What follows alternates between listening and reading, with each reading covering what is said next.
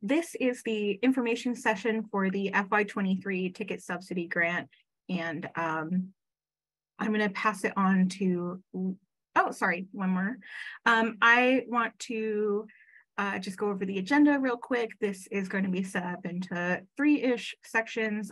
We will be going over the grant guidelines and resources first, and essentially summarizing what is also available in the grant guidelines online, as well as talking about the review process and terms and conditions, things like that. Then we will walk through the application in Submittable. And there will also be a couple of times throughout the presentation where we will stop and ask questions. So as we go through the presentation, feel free to type questions in the chat box. And when we get to a time to answer questions, we can take a look at them. And now I'll pass it on to Lisa. Thank you, Jackie. Hi, I am Lisa Merriam. I'm Senior Director of Grants and Services at ArtsFairfax. Welcome, everyone.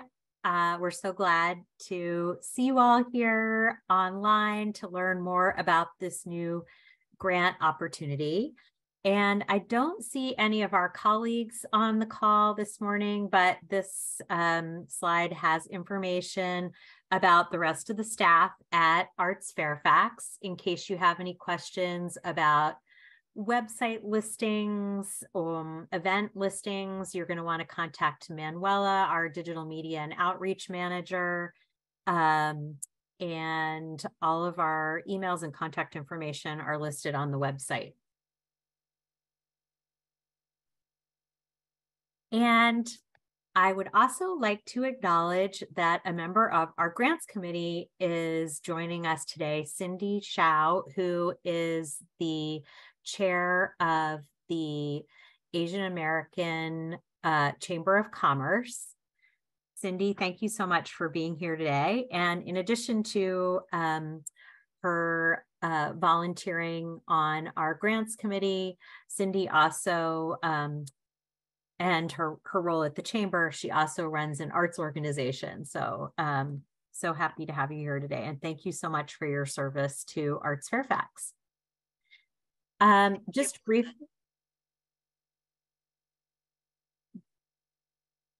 briefly, I wanted to talk a little bit about who we are and what we do. ArtsFairfax is the designated local arts agency for Fairfax County. And we are here to provide information on all things arts. So we have a robust website where you can list all of your arts events and activities and create a directory listing. This is actually required should you receive a grant from us, and those need to be updated regularly. And in addition to providing arts information and advocating for funding, as we have successfully received the funds to offer this new grant opportunity and our grant programs, we also have an artist residency program. We are working on the Master Arts Plan with Fairfax County. The facilities plan is nearing completion, and we've begun work on the public art master plan as well. We have a Fairfax County Poet Laureate and poetry engagement activities with that. We're actually currently looking for readers for Poetry Month coming up in April. And so if you would be interested in reading or would like to nominate someone to be a reader, please reach out to Hope Cagle, who's our arts education manager.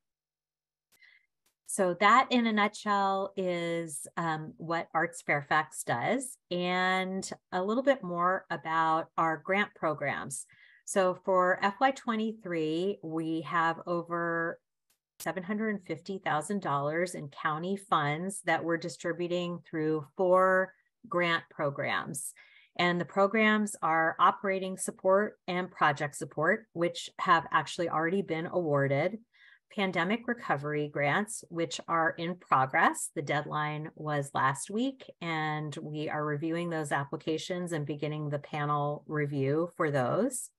And then this new opportunity, the ticket subsidy grants that we're here to talk about today. And I just wanted to remind you and clarify that you are eligible to apply for all 4 grant opportunities for which you are eligible. So there are just a handful of organizations, one of which I see is on the call with us today, that do receive line item funding from the county. So they're not eligible for operating support. But other than that, you would be, or pandemic recovery, which is limited to organizations with budgets under 500,000. But as long as you meet the eligibility criteria for each of the individual grants, you are eligible to apply for all 4.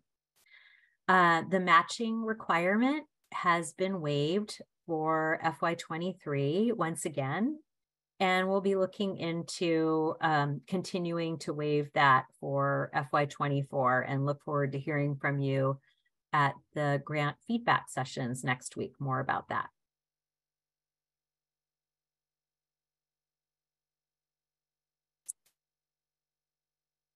A brief overview of this new ticket subsidy grant. So this grant is intended to fund free and reduced price tickets and transportation for performances, workshops, classes, and camps for people who may not have regular opportunities to experience the arts. So this is a pilot program that is new for FY23. We're going to see how this goes, how the response is, evaluate the success of it.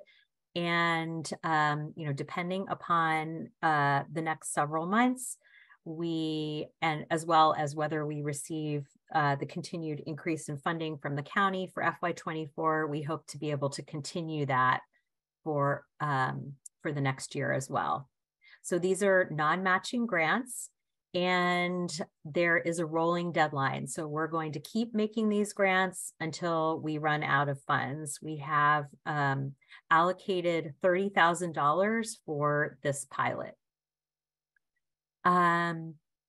We have developed a number of new resources, which we're going to be showing you today. And in response to some focus groups that we had about this initiative early on, we've worked to develop some contacts with Neighborhood and Community Services, which manages all of the county's senior centers and teen centers and early childhood centers, community centers. Fairfax County Department of Transportation, which is offering some wonderful support in terms of free ride vouchers, and also requests to provide new routes if needed. And those contacts are also going to be available in that resource page. We have a detailed listing of Fairfax County Public School Fine Arts Office staff in case you want to reach out to the schools at all levels to get students to your programs, and also a really robust list of the human service organizations in the county, which was developed by One Fairfax. So we're going to show you all of those in detail as part of the presentation, but just know that there are all these great new resources to help you to connect with audiences for your programs. The application is very short, and you may apply more than once, but receive only 1 ticket subsidy grant per 12-month period. And now I'm going to turn it back to Jackie to talk about the eligibility criteria.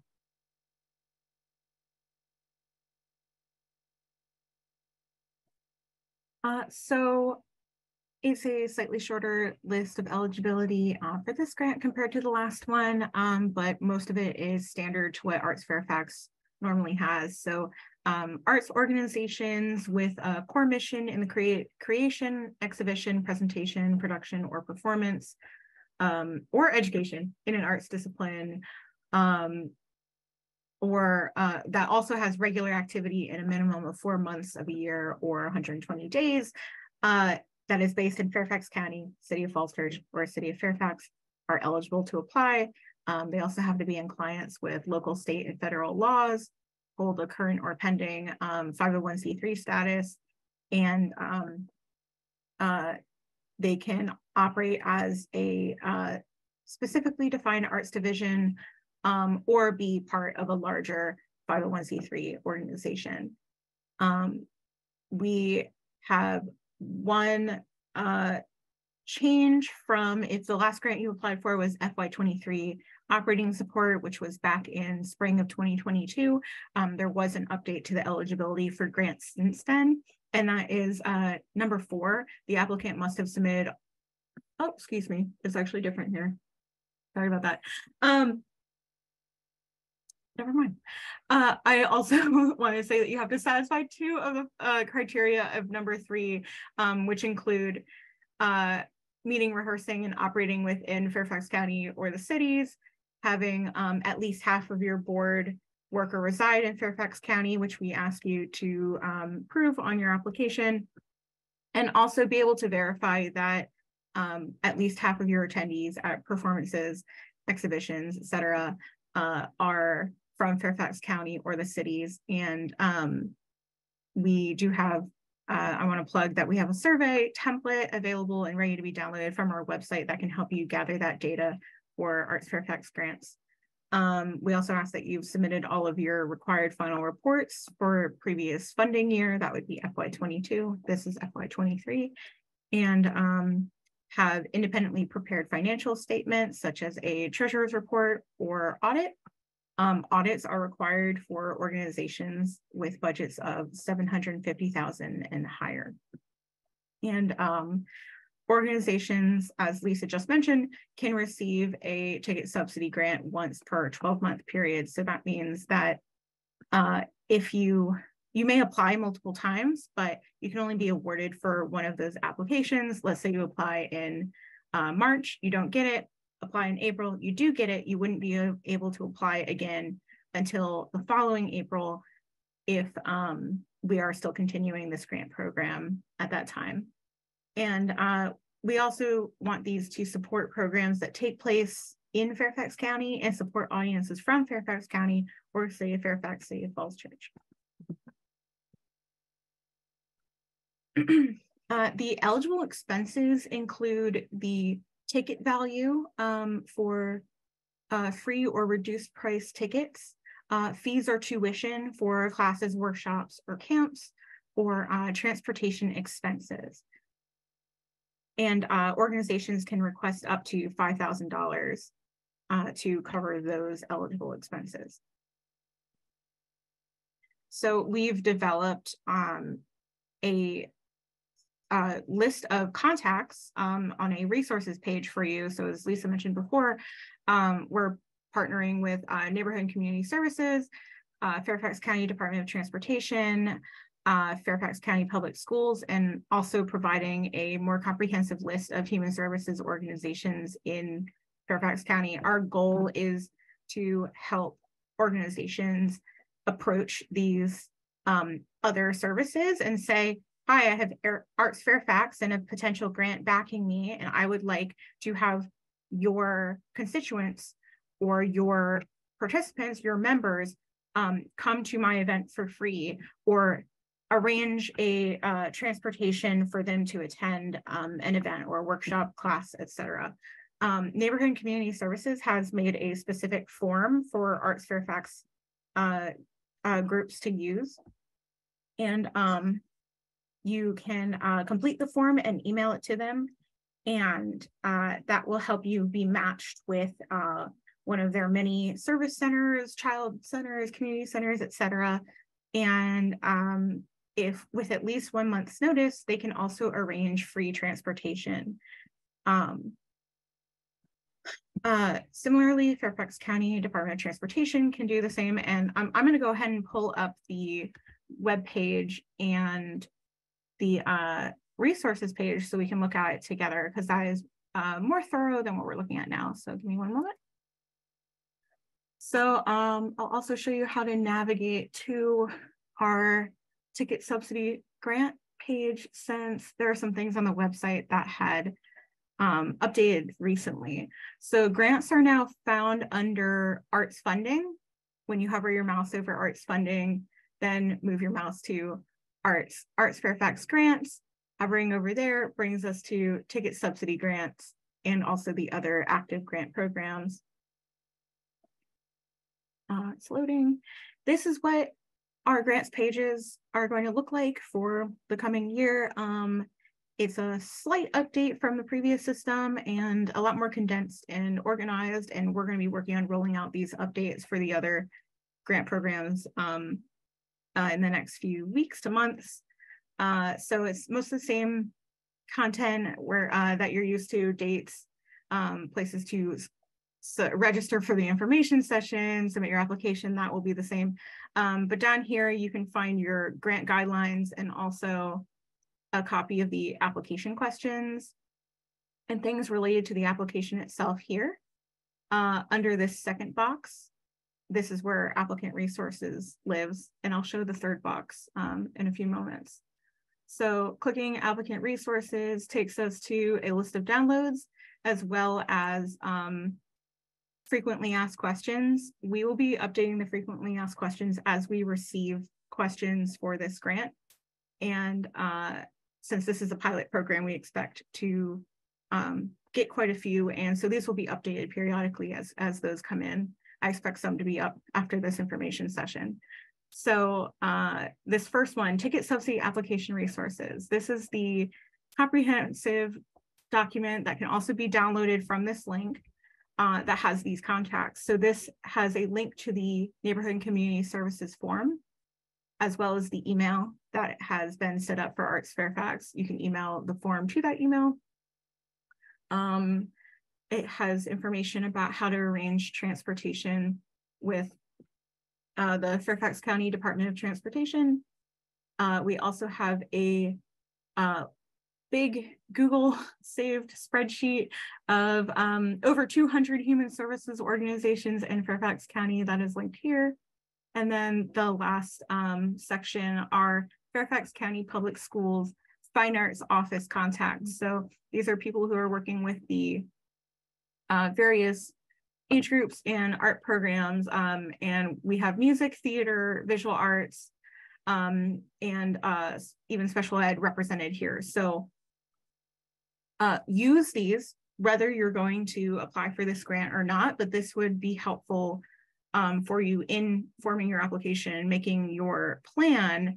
It is a good idea to reach out to these contacts and introduce your plan, and it would also strengthen your application to have made these contacts first before applying. Jackie, I also want to point out that you don't have to use these contacts. These were just put together at the request of, as I say, we had these focus groups with the arts organizations who shared with us some of their challenges in distributing free tickets. So if you have an existing relationship with another organization, we've already heard from a couple of organizations that are interested in applying for this grant that have plans in place. By all means, don't feel limited to this. This is just to help you. Yes, thank you, Lisa. That's an important clarification. Lisa, you can also confirm that these contacts here on this resource document know that groups might be approaching them while they're planning to apply for this grant, right? Yes, exactly. They are standing ready to help you. I think Neighborhood and Community Services, the contact is Sarah White, who you'll be working with there, and she'll reach out to all of those centers that would be appropriate for your tickets that you're trying to target, to try to match you up and make sure that the distribution is equitable. And then Cala Quintana is the contact at Fairfax County Department of Transportation. And then within Fairfax County Public Schools, you can see each of the grade level, specific contacts. And then if you scroll all the way down, Jackie, you can find the contact for Kara Drinkwater, who is coordinating all the Fairfax County Public School field trips. So she might be especially helpful for you as well. We've given already a lot of information, so we might Sure. want to just pause here for a minute. And a couple questions came in the chat, and one of the questions was from Susan about whether you can apply for multiple events in one application. So we'll need to clarify that because it is not specifically outlined in the guidelines. But given that this is a fairly small pilot, for this pilot, I would suggest just applying for one specific program. And that exception to that would be if you're applying for a camp that has multiple sessions, for instance, but those would be all related, or a class or workshop, you know, that has multiple sessions, then you could apply for the multiple. And we'll add that to the frequently asked questions section to clarify that as well. And then another question I saw was about the financial statements and treasurer's report. So that just needs to be an independently prepared financial statement or treasurer's report. Audits are only required for organizations with budgets of over $750,000 for expenses for the previously completed fiscal year. And if you'd like more information about and some samples of what those treasurer's reports look like, we have a webinar on that topic with ArtsFairfax's accountant, Sarah Bright-Yaneza, which is available. I believe it's linked under the operating support webpage, but we'll send out a link to that directly, Sydney, so that you can access that easily.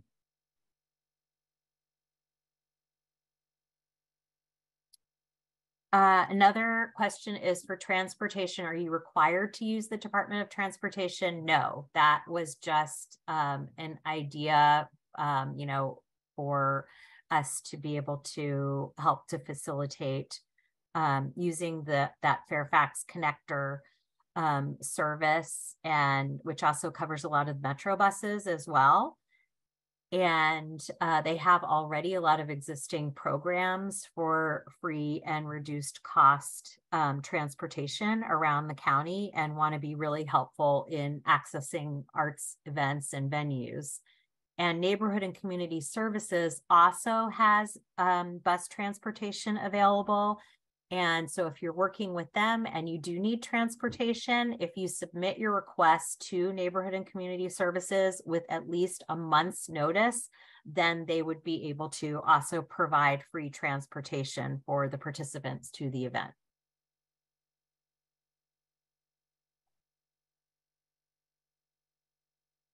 I think that was all the question. Oh, no, let's see, something else. Okay, great. Okay, I'll continue with where we left off. So this is I believe our shortest application, at least the shortest application we have for the foreseeable future. And so we'll take a look at the application itself in a few minutes, but the requirements and components of the application are a description of the program, the target audience, for your free or reduced price tickets or transportation service, and the marketing plan. And there are questions in the application that will prompt you to answer all of those components. Then the required documents are the IRS determination letter, the treasurer's report, that financial document, your board list that denotes which of your board members live or work or both in Fairfax County or City of Fairfax State Plus Church. Your most recent IRS 990 submission, the Virginia Form 102, which we'll take a closer look at in a moment. And then there's also the option to submit support documentation that will strengthen your application, such as a letter of support from your partner organization, documentation of past partnerships or the current partnership that you're developing, a list of your expenses, etc. So the Form 102, Remittance for Charitable Organizations, is a requirement that we introduced in FY23 to help us verify an organization's physical location. That is determined by, on the, I believe it's page 2 or page 3 of this document, there is a line that says primary address, and using the definition from that line, we're using that to determine your physical location, which might be different from your mailing address. And this is helping us determine your eligibility. That's location based, right? There are, to our knowledge, this is a required form for all nonprofits that receive donations from the public. Although you may not identify as charitable, that seems to be the eligibility for submitting this form. If you have questions about whether or not you need to be submitting this form to the state, you can contact them directly, and there are links here that can help you. There's also a database where you can look up if you've been registered with this form previously. The other form that we can accept is the Form 100, which would be the form you'd submit if you meet any of the Virginia State Office's exemptions. And there are links available on our website in the application and also in this presentation that can help you navigate what those might be. For the purposes of this application, submit either the 102 or the 100, depending on what it would be on file for your organization or required. We are also looking for the application itself, not the confirmation letter or registration confirmation that you receive from the state. We're looking for the application because we specifically need that page that says where your primary address is, your physical location. And this is what the first page of the Virginia Form 102 looks like. If you have questions about that, like I said, there are links available on our website, and also you can reach out to me.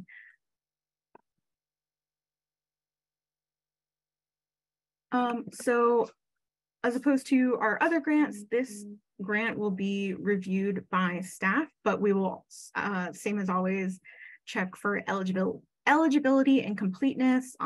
If an application is determined to be ineligible, the application will be rejected without evaluation, and incomplete applications are also subject to rejection without evaluation. But with this grant, since because of the timeline, there's a shorter timeline for this grant, staff will be reviewing each application that we receive, and you'll be notified of your grant status within 30 days of receipt of the application.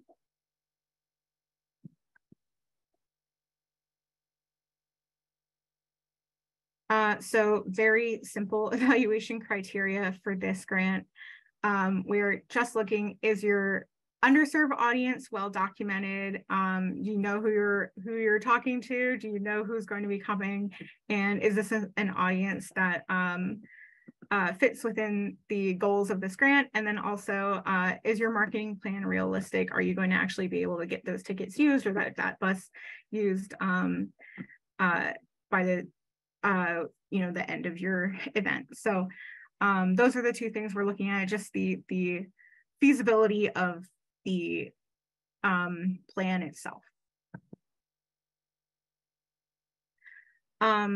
The terms and conditions are more or less the same as other ArtsFairfax grants, and you can read more about the terms and conditions by visiting that same applicant downloads and resources page on our website. It's available for download there too. If you receive the award, you need to follow the rules in the terms and conditions, and that gives you information about the duration of the grant, your eligibility for the grant, as well as what you can use the funds for, how to acknowledge ArtsFairfax, and other pieces.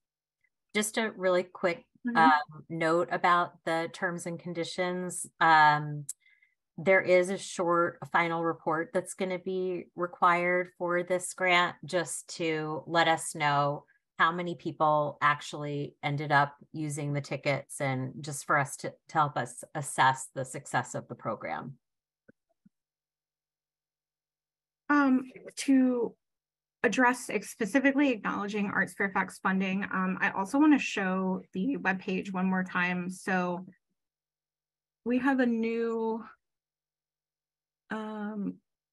manage your award section on the grants page that will take you to all of this information that you need at once.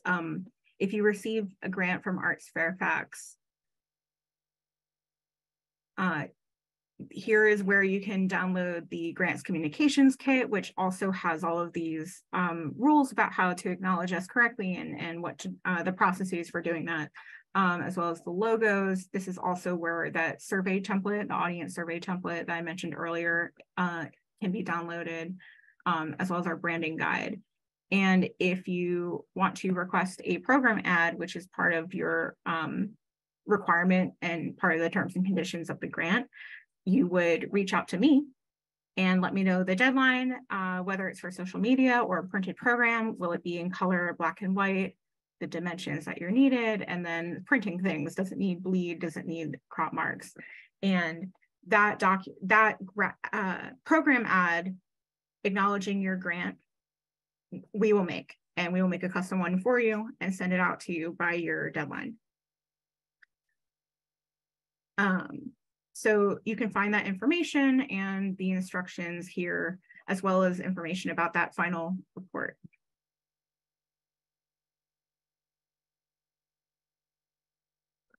Appeals process. So an appeal must be received within 2 weeks of notification, and it has to be based on criteria other than those, or if you were denied the grant based on criteria other than what is detailed in the grant guidelines, or the panel, which in this case would be staff's failure to apply the grant guidelines, failure to consider relevant evidence, or the result of an undisclosed conflict of interest. Although staff will be reviewing this, we're still going to be going off of the standards of peer review. So the appeals process would be the same as for our other grants. Lisa, would you like to take on the next section talking about grant writing tips? Lisa, you're muted. Thank you.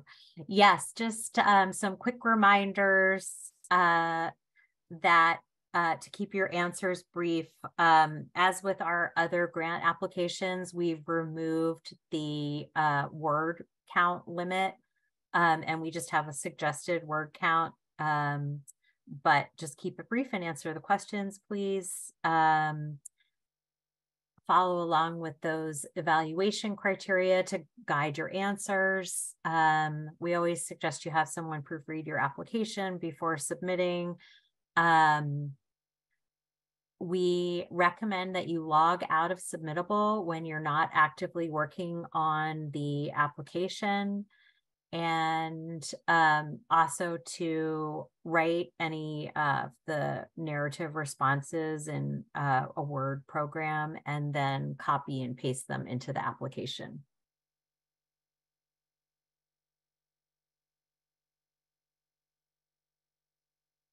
We can go to the next slide.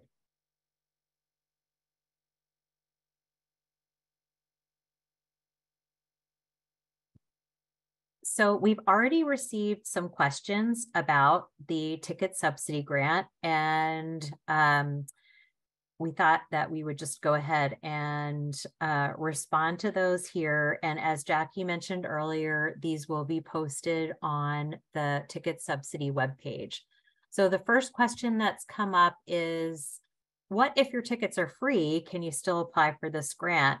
And the answer is, well, since the tickets are free, there wouldn't be an associated cost to include in the grant request. So you could use the contacts in the grant resources page to help you distribute those tickets or to find free transportation. But you would need to apply for a project support grant to request funds for artist fees and other program expenses. And another question that's come up is, can I include associated ticket fees, for instance, with Ticketmaster? And the response to that is yes, you can include ticket fees in your grant request. And it would really help us if you break out the expenses as much as possible so that we can understand what the total is that you're requesting and making sure that that all makes sense to us. Another question that's come up is if you have to have confirmation from a community group or a county agency that they can use the tickets before applying for the grant. And a letter of support or confirmation email from your partner organization or agency that will be distributing the tickets will definitely strengthen your requests. So we recommend that you have your outreach plan in place before you submit your application. What happens if you complete the NCS ticket distribution form and then you don't end up getting the grant? So if for some reason we run out of funds in that time frame, for example, and you don't receive the grant, then we ask that you please reach out to the contact at NCS as soon as possible to notify them. Then the question about how long will it take to receive confirmation from Neighborhood and Community Services. They will try to turn that around for you within a week to 10 days after the form is submitted through that email address. And lastly, does the grantee have to return a portion of the grant if the free tickets are unused? So when you complete that final report, you're going to tell us how many of the tickets that you requested funding for were actually used, but you don't need to return any of the funds for no-shows. Things happen.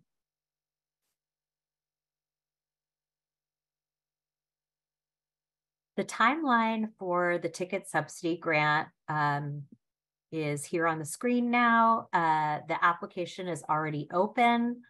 And we will continue to accept applications until we either run out of funds or until the end of the fiscal year, which is for us June 30th. And as we discussed earlier, we will be notifying applicants of their award within 30 days after the application is submitted online. And the final report will be due 60 days after the receipt of the funds. And we always encourage you to start your applications early, not wait until the last minute.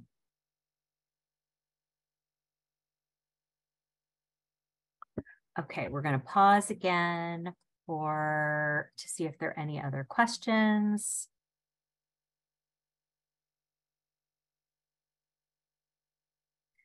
How about non-waivable fees on your free tickets imposed by Ticketmaster? As is the case with Capital One Hall, can we apply for a grant to get those fees covered? So if you're talking about, I think it's like the $2.80 fee per ticket for each ticket, yes, you could apply for the ticket fees from Ticketmaster.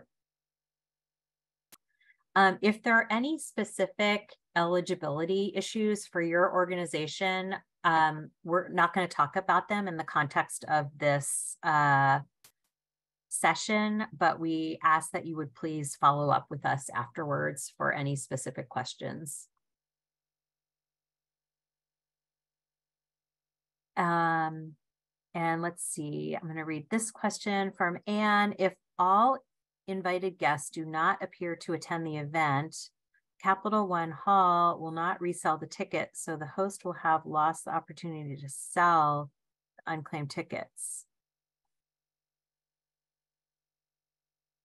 Is the host organization required to return to ArtsFairfax the cost of the unclaimed ticket? So I think I answered that earlier, that if you receive the grant for the free or subsidized tickets and there are no shows, you don't need to, and you're not actually able to distribute all if the tickets that are distributed aren't all used, you don't have to return those funds, but you do report on that as part of your final report.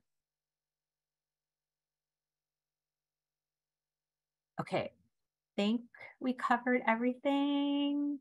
I actually have a question, Lisa. This is Okay. Tomoko from Next Up. Okay. I just thought I'd ask and over.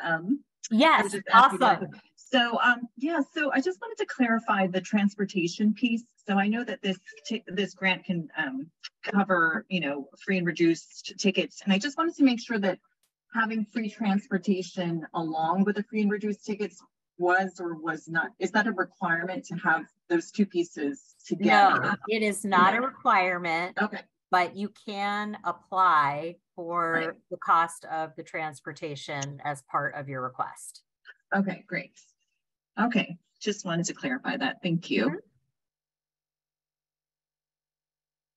Okay, if there's not anything else, I think that the next part that we're going to get to is the online application. And so we're going to actually go into Submittable, and Jackie's going to take over here and walk you through the site and the actual application. So to apply for any of our grants, you go to artsfairfax.submittable.com/submit. There's some general information about all of the grants here, and then you can find ticket subsidy here available until June 30th, the last day we're accepting grants for FY23 funds. After clicking through, we have some basic introduction information and the eligibility quiz. I'm going to fill that out quickly.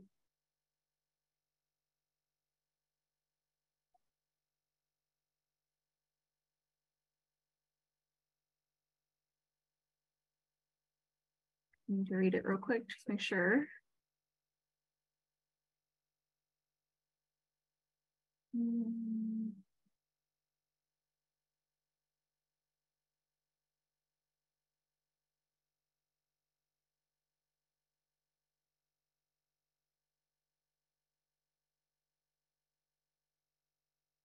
Wait, I'm just making sure.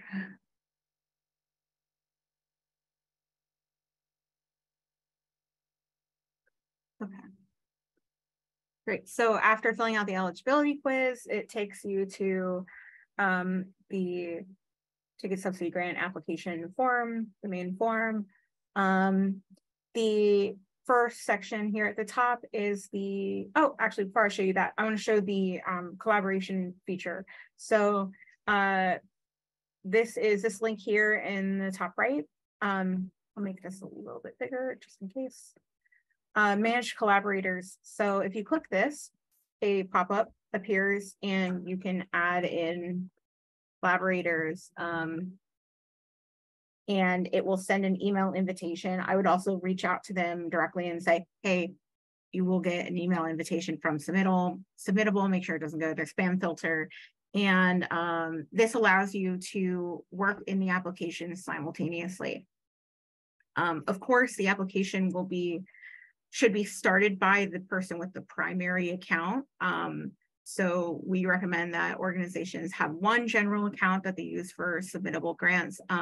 That way, if there's change in who's writing grants or any kind of turnover, contact information has been changed, there's still one email that's reliably connected to the organization that we can continue to reach out to. But you can invite other accounts to come and join you and work on the application at the same time. And you can look up, there's a video linked on our website in the online application instructions, but also if you search Submittable's help desk, there's a video explaining how this works. Gonna cancel that. So the first section is a place to upload your required documents for checking eligibility. So that's the determination letter, the board list with addresses, and then the Virginia 102 form or 100 form if you if that is the other form that you have on file because you meet one of the exemptions that are part of that law. Then we have the just general contact information, organization name, tax ID number, mailing address, which is different from your physical address, which if you click here and say, or sorry, click no and say that's different, this will open up the place to enter your physical address. And again, this is where the 102 form comes into play because we are using the 102 form to check this specifically and using their definition of primary address. The name of the lead district has been updated to Franconia. That's reflected in these applications as well.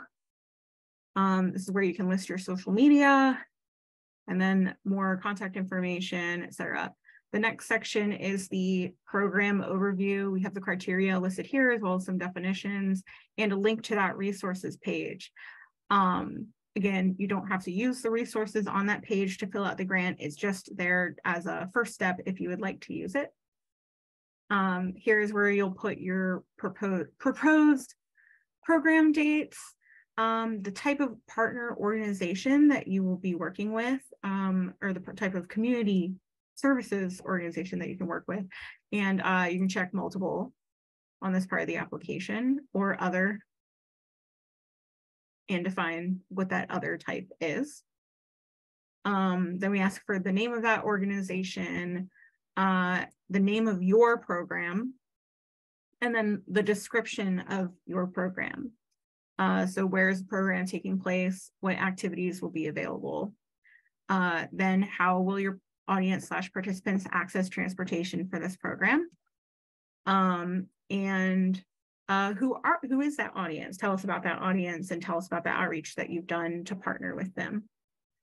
How many will be served and what is the cost per person for those eligible expenses? And then that amount requested. All of these narrative boxes are asking simple questions and do not need large and long answers. Should be able to just quickly summarize in a few sentences what this looks like. And we're looking for clarity and feasibility for that plan that you have. Then here's the spot to put in, to give us some optional support documents like letters of support or documentation of those expenses. And then the optional, what else would you like us to know about this program that might not have been covered in the previous questions? And then this last section is just asking you to double check that you've submitted everything that's been required and sign off on the affidavit that you agree with the terms of use, etc.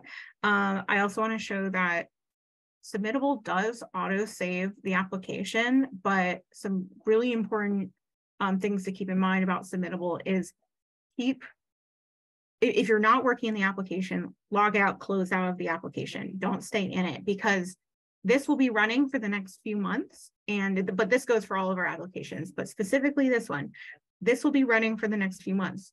I'm sure we will make even the most minor updates to the application, might be adding a word or two here and there. If your application is up when that happens, you'll get a pop-up at the top of the page that says like this application is out of date.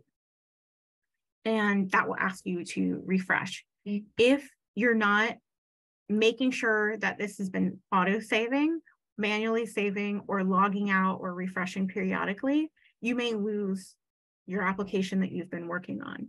So there are a couple tools in place to avoid losing that information, but you want to be extra sure that you are closing out when you're not working in it and refreshing periodically, saving often, just like you would with any other kind of important document. But especially with this one. So yeah, that's the application, and I think we can move back to questions. Should I get that presentation back up 1 second?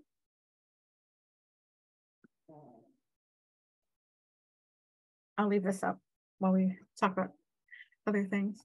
Are Yeah. there any other questions? Anything we haven't? I believe we have answered everything that's in the chat, but you're also welcome to unmute and ask questions as well. You can just raise your hand and we can pick.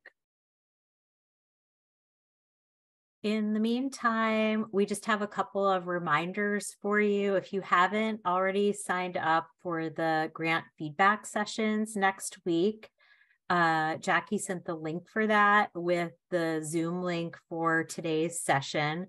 So we really want to hear from you about how things are going and the changes that we've been making to the grant program and how we can do an even better job of supporting you.